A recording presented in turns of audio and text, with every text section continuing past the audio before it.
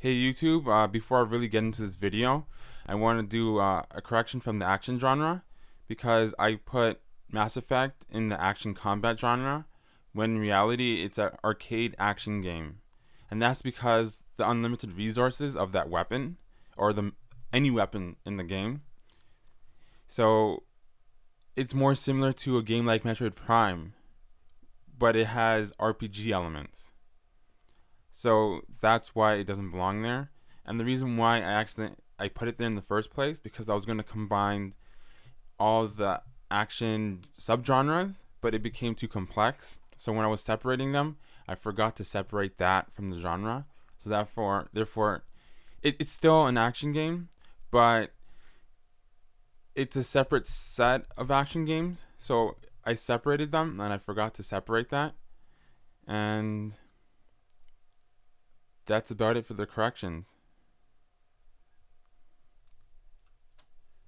With that out of the way, I'm going to have a slightly different approach this time around, and after explaining the subgenre, I'll go into a small playthrough to explain why a particular game is classified there. The reason for this is that not only is this another radical genre redefining, but this would be the most obscure genre to date. On top of that, these games tend to evolve more with their online counterparts, more so than their single-player modes. This is excluding games that have a arena-like single player. So it's basically a long tutorial for the competitive mode. So these games have more of like an adventure like a linear pathway kind of environment instead of having like an arena like environment. And then because when games are like that, it's more like a tutorial for the competitive mode. But when there's a campaign, it should play completely different from the competitive mode or the multiplayer mode. So it should have like a linear path, open world, something completely different. But if it's like a replica of the competitive online mode, therefore it's not a real single player and it's just a long tutorial for the competitive mode. So that's basically all I wanted to get into before diving into this.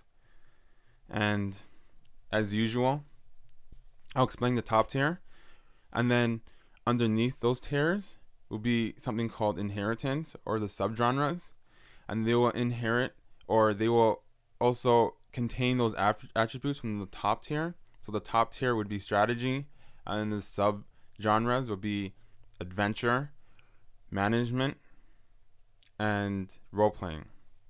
Those are the subgenres for strategy games. But all strategy games will contain the attributes I'm about to describe now.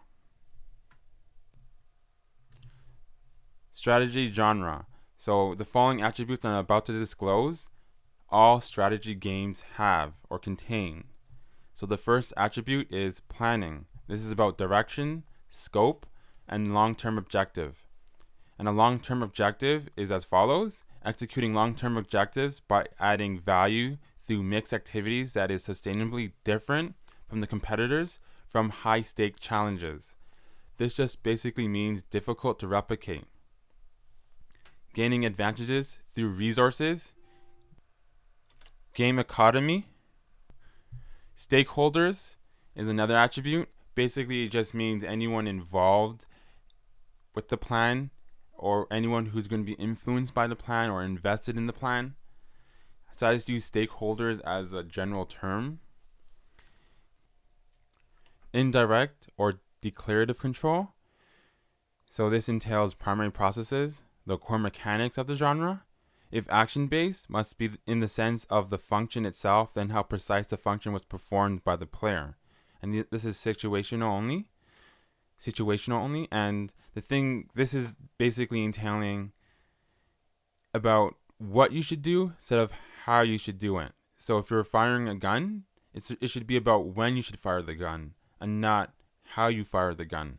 Because when it's about how you fire the gun instead of when you fire the gun, then it becomes more of an action game. But if it's about when you fire the gun and not how you fire the gun, it's more on strategy.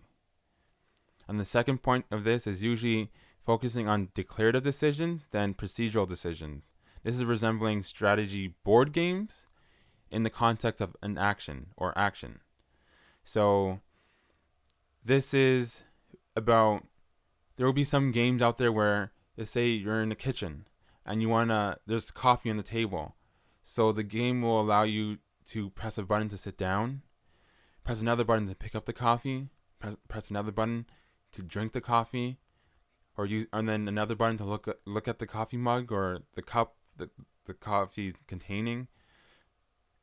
This is tedious. It should be drink the coffee or don't drink the coffee.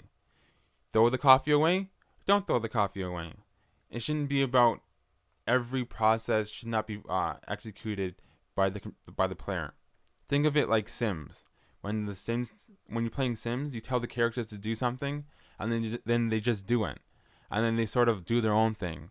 It's similar to in that sense, where you tell the character to do something, and then they execute it, but then you don't control every process or every function or every step of executing that declarative decision or that particular decision. So I don't want to get into it too deeply, but it shouldn't be step by step. Just tell the character what to do, and the avatar should control how it should be done. That's it. Direct control, which can entail procedural or declarative control.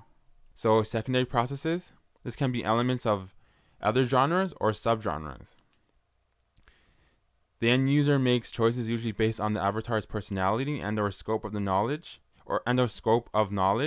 of the controlled character than the player. This is like declarative control. So this basically means when something is done in the game, it's solely based off of the character's personality than the controlled character, and then the person that's controlling the character. So if the character in the game doesn't know how to, let's say, drive a vehicle, then driving a vehicle may be difficult, or it may not happen, or something like that. The second point is using action elements, facing and or pointing to the general direction of threat usually is good enough than being precise outside of the situational circumstances. So this is like going back to like pointing a gun at someone. It should be, if there is going to be a little bit more control, it should be the general direction of the threat, and that should be good enough to hit the target. And it's not about how you hit, like where you're aiming. So if you're playing like a side scroller and it's like a cinematic platformer and there's like a gun, you have a gun, you just generally aim at the threat and you shoot, and that should be good enough. It shouldn't be about where you aimed or stuff like that. If it's about that, then the controlled character should deal with it. The controlled character is the one that's aiming, so they miss because of their skill set, not because you missed, not because of your skill set or your aiming is bad. It should be about the controlled character's aiming is off. And then there are neutral processes.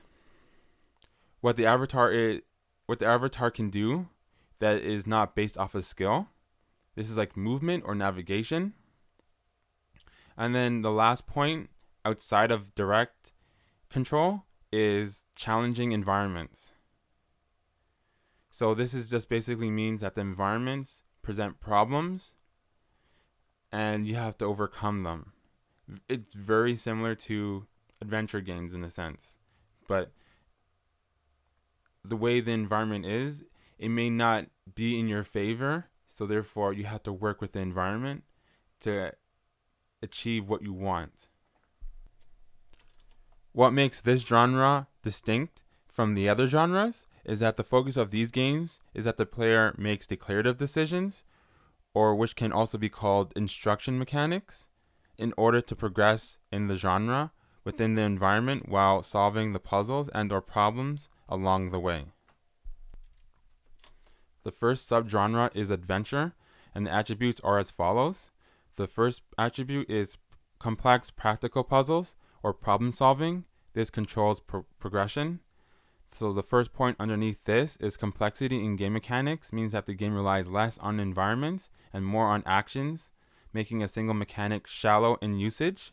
Complexity in environments or levels with rare cases of enemies means that each game mechanic's depth is controlled by the environment's complexity. What a player can do with a single mechanic, generally having few mechanics to remember, but hard to master ideology. This is not talking about the complexity in aesthetics that can sometimes indirectly help the aesthetic distance. And lastly, types of puzzles include but not limited to is algorithm, construction, linguistics, mechanical, memory, observant, or paradox. So the second attribute is, this one is independent from the last one, complex practical puzzles, is action or skill-based gameplay is not existent or only present during circumstantial situations, game states. Another independent attribute is action or decisions are generally processed by the video game from the action or decision itself, then how to perform an action or decision outside the context of puzzles, problem-solving dilemmas, and enemy sprites. So declarative mechanics. Another attribute is statistics that focus on declarative decisions that the controlled character performs but can be affected by the statistics not usually shown to the player in the universe created.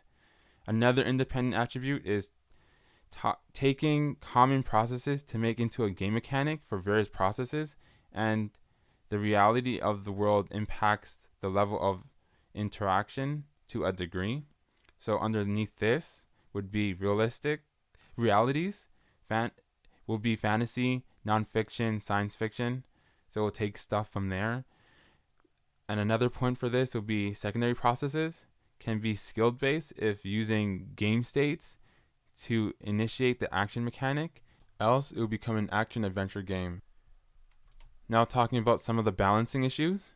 The first one is direct hints giving away solutions to puzzles, eliminating the challenge, not allowing the player to make mistakes with social situations, eliminating the challenge, telling the player instantly the result of their choices with prompts, then to show them through actions, focusing on storytelling without having challenges, which becomes a walkthrough, having the player perform procedural decisions through QTEs, then having the player perform declarative decisions in the context of an action mechanic.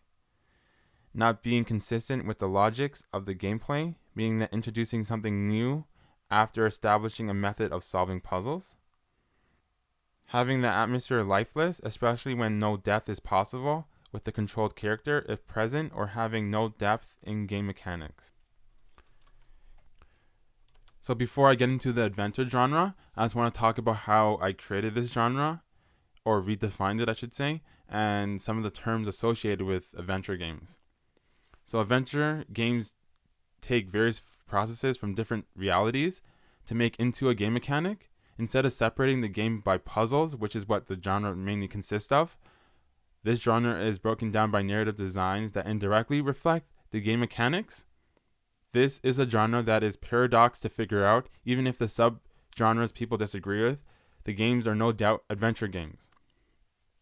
Since I like to go down two tiers for simplicity's sake, unless it's a genre title that most people are familiar with, that happens to be in a lower tier, a subgenre, this genre can have more lower tiers, but since I want to keep it simple, I stuck to the first tier. Part of the reason why I won't go down two tiers is because a lot of the same titles will be repeated. So I want to stick to the basic attributes and go through each genre. You might realize that some of the subgenres or genre titles can be reused as subgenres. I just want to emphasize the base attributes of a genre and the lower tiers to help people understand a genre design in comparison to what the big journalists tends to do with associated with big sites, where they point out a game that is part of a genre, but they don't point out why it's part of a genre. And another thing I want to point out too with adventure games is that since puzzle is what determines progression, the puzzles can take time to solve. The problem here is that the genre hasn't matured as much as the other genres, allowing different difficulty settings to exist. For an example, in a shooter, the player can change the difficulty to allow enemies to become harder to defeat, while most adventure games don't allow the player to be killed. I can go on forever about what adventure games can do to implement difficulty level, but that will be saved for another video. Declarative decisions over procedural decisions. Adventure games mainly consist of declarative decision making when it comes to action mechanics, and when it comes to puzzles, will allow the player to make procedural decision making. Declarative decisions are choices about what to do, then how, and procedural decisions are choices of how to do and what to do. This is important to understand that the game must not make action mechanics procedural using overly simplified mechanics like QTEs, and the declarative decision making when solving puzzles. It essentially defeats the game's purpose. The player's challenge comes from possibly making mistakes and not guiding the player by playing the game for them. When encountering an enemy, the best way to handle action segments in a game is to tell the controlled character what to do with pre-designed actions associated with buttons, or those buttons on the screen to change based off of game state or dynamic or trigger states, based off of what's around the controlled character or avatar. Similar to what happens to Legend of Zelda or Ocarina of Time. Action in adventure games. Action mechanics in adventure games can seem odd, but when it happens, the aiming must be completely done by the character being controlled. So for example, having a targeting system is an adventure mechanic, not an action mechanic. You know that game Siphon Filter, the game that allowed a targeting system when shooting, is an adventure mechanic, not an action mechanic.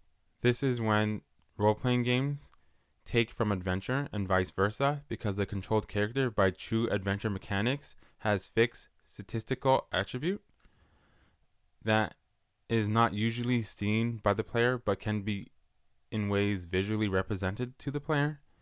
There can be rare cases where the player controls the aiming, but it has to be situational or in non-combative ways to remain in the genre. Prologue. Another adventure mechanic that most non-adventure games use is the prologue to the story, like in The Last of Us, Metal Gear Solid 4, Guns of the Patriots, Infamous, or Resistance 3. This is a good way to set up the story because the controlled characters are more responsive to the environment and requires no skill to play these parts with little, if at all, present. A game that poorly implements adventure elements in a non-adventure game is The Order 1886, the game that should have been an action-adventure game, then an action game. QTEs, QuickTime Events. Since adventure video games tend to have so much emphasis on the types of puzzles that will be presented to the player with a mixed matching of other game mechanics, can take time, and this is where the genre QTEs are born.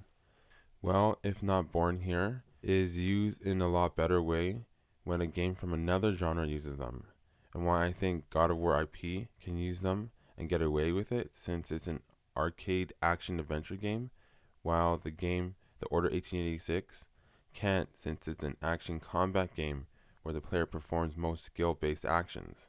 To a degree, it's what the developer uses them for, but in general, they simplify a mechanic that might be overly complicated to implement. I don't mean to keep using The Order 1886, but it's a good example of a developer trying something new without fully understanding the elements being implemented into the game, due for the type of gameplay allowed in certain genres. Aesthetics, user interface versus technological limitations. Most, if not all, gamers use the aesthetics as the genre classifications of hardware over time. What people have to do is generalize to a point where the genre classifications don't limit the genre advancements within the genre.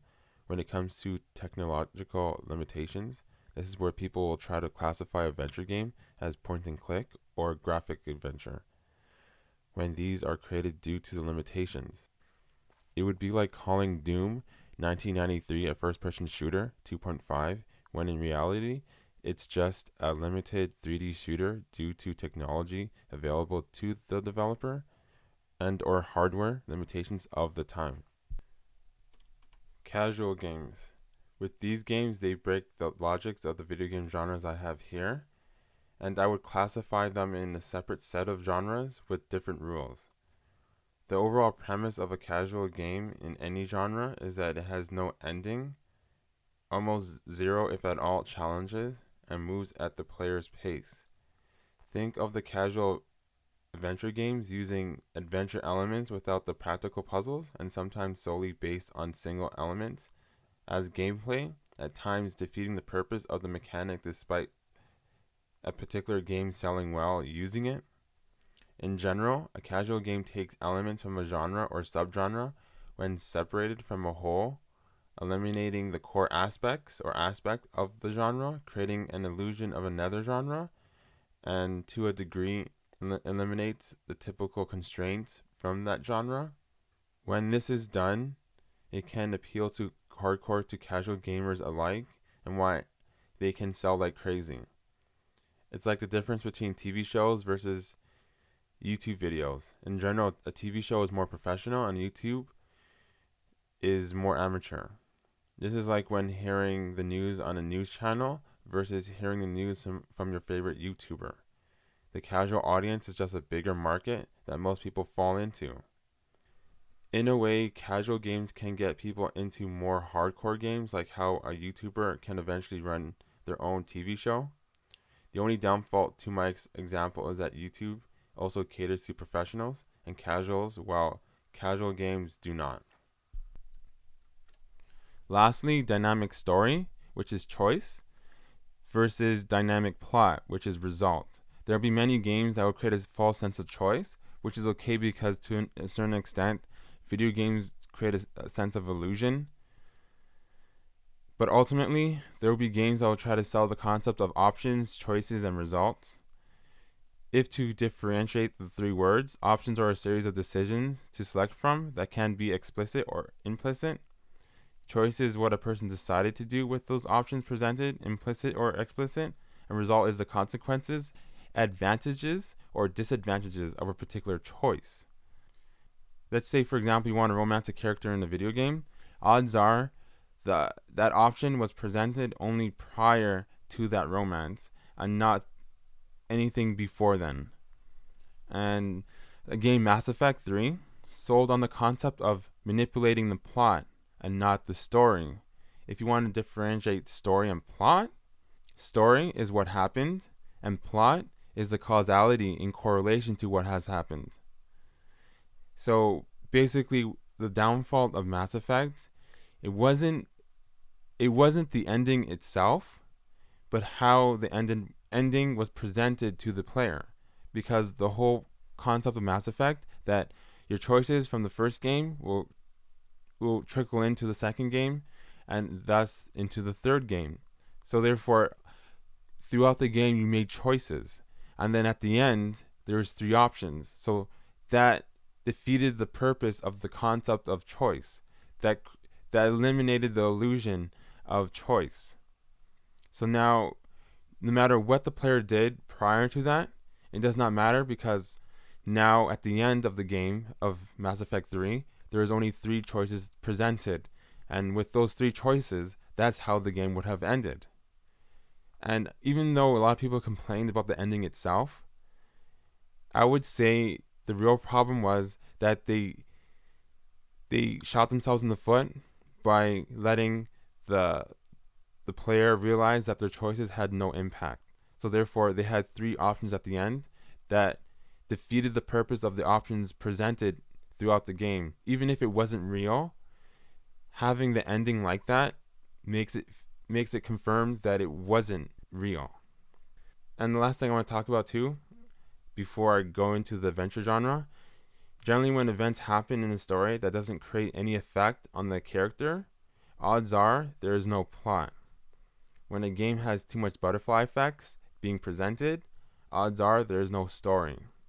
So another way of trying to differentiate story and plot, story is about character development, and plot is about character problems. Now I'll get into the subgenres of adventure games. The first subgenre is cinematic, which is like another way of saying action in the context of my genres. So the attributes that this subgenre has or creates containing content that either pushes the controlled character in scenarios that would usually emphasize their skill set and sometimes indigenous thinking, i.e., action like game mechanics. And the second attribute is generally encountering danger or unwanted outcomes almost as frequently as available puzzles, which action usually having a time constraint or a pattern is used between puzzles when encountering unwanted outcomes. Some of the examples of this type of subgenre in adventure is Fear Effect, Limbo, Never Alone, Prince of Persia 1989, Another World or Out of This World, Odd World, Abe's Odyssey, Heart of the Alien, Heart of the Darkness 1998, Mirror's Edge, and The Neverhood. So the thing I want to also talk about with this subgenre is that this was essentially created by hardware limitations.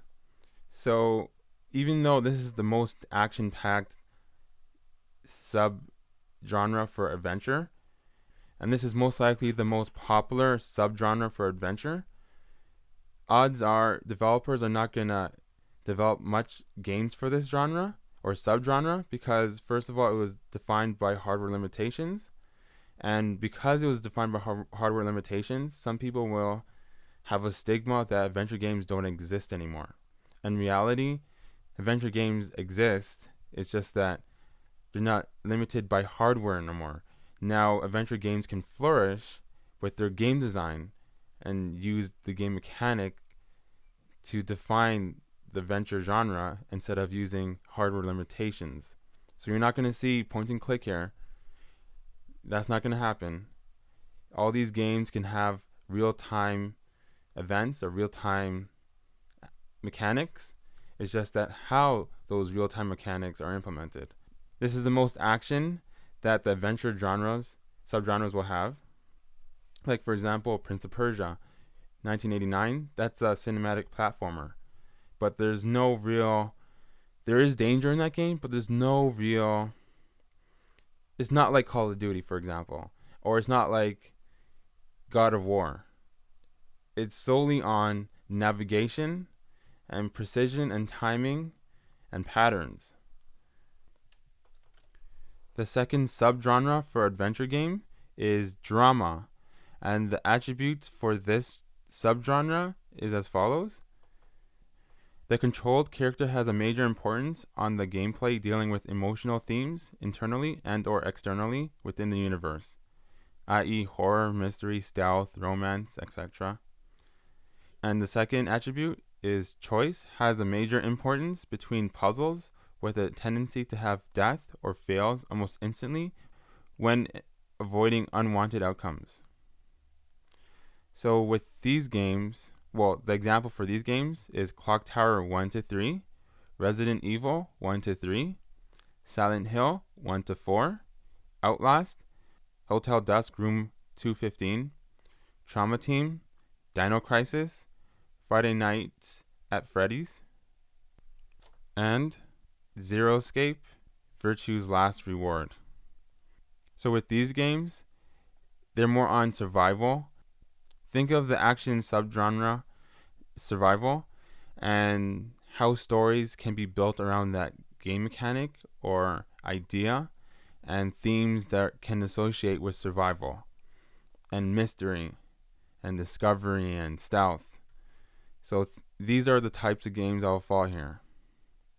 And sometimes these games will require the player to play in the sense of what a speedrunner would do, because death is almost immediate and it's almost like precise to an extent. But overall, these games are not as hard as the action, i.e. cinematic subgenre. Last but not least is Exposition, and the attributes for this subgenre are as follows. Enemies either don't exist or rarely break up the pacing, almost solely consisting of complex or intricate puzzles for progression. The second attribute, exploration, is the main focus, usually with no death mechanic by enemies, intelligent threats defined by the universe, outside of situational events or climatic points that have recreational or sandbox elements. And the examples for this subgenre is Myst, Cabin Escape, The Talos Principle, Ico, Shadow of the Colossus, Portal, Blade Runner, Grim Fandango, and Sentinel, Descendants in Time. So this subgenre is about exploration. The first one, cinematic, is about action, and drama is about choices. Even though one subgenre will have elements in another subgenre, that subgenre will emphasize those particular elements, and that's the difference. So with this one, it's more about exploration, so that you might not have as much enemies, if at all. These games tend to be the staple of adventure games, and as you can see, there's no subgenre of point and click, there's no subgenre of graphic adventures, there's no text adventures. Those were solely made on hardware limitations. The genre should be built on game mechanics, not hardware limitations. So this last one is all about exploration. This is how people usually see adventure games. That's pretty much it for now.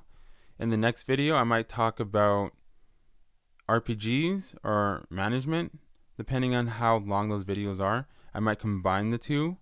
But overall, when I'm going to finish this genre of strategy, I'll be talking about RPGs and what is an RPG and why Skyrim is not an RPG, why Mass Effect is not an RPG, and why South Park's The Stick of Truth is, why Final Fantasy 12 is, why Fallout isn't. So I'm going to answer those questions, and I'm also going to talk about management subgenre, and this is something that's going to be slightly radical, and this is not explored as often, which is surprising. This is surprising because how RPGs are so popular. So overall, that's what's going to happen. I want to break it down to smaller videos so people can digest the information a lot easier. So they might have their own videos. I might talk about RPGs first before management, not sure. See which one gets done first, but that's about it. TX3 out.